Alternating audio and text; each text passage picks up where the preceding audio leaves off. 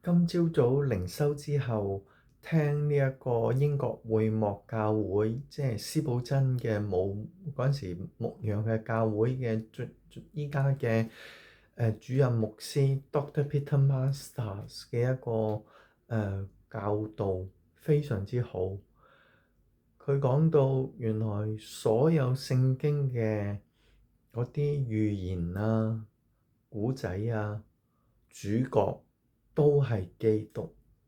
所有古仔唔係教我哋做好人，最主要嘅目的係使我哋屬靈上有長進得餵養。就好似好撒瑪利亞人嘅故事，好多時好多人就話：我哋要好似好撒瑪利亞人咁樣去幫助一啲受傷啊、等待救援嘅人。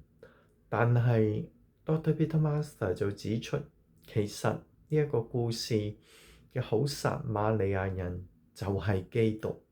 基督佢願意嚟到救我哋呢啲俾魔鬼蹂躪到人唔似人鬼唔似鬼，躺在血泊中呻吟嘅人，呢個先至係最好嘅去解釋呢一個好撒瑪利亞人嘅故事。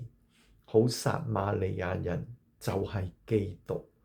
又好似約翰福音講到嘅葡萄樹同佢嘅枝子，嗰棵葡萄樹就係基督。就好似喺提摩太後書3章，神講到佢話：我呢本聖經能使我哋因信耶穌基督有得救嘅智慧。亦都喺羅馬書第10章，神講到律法嘅總結就係基督。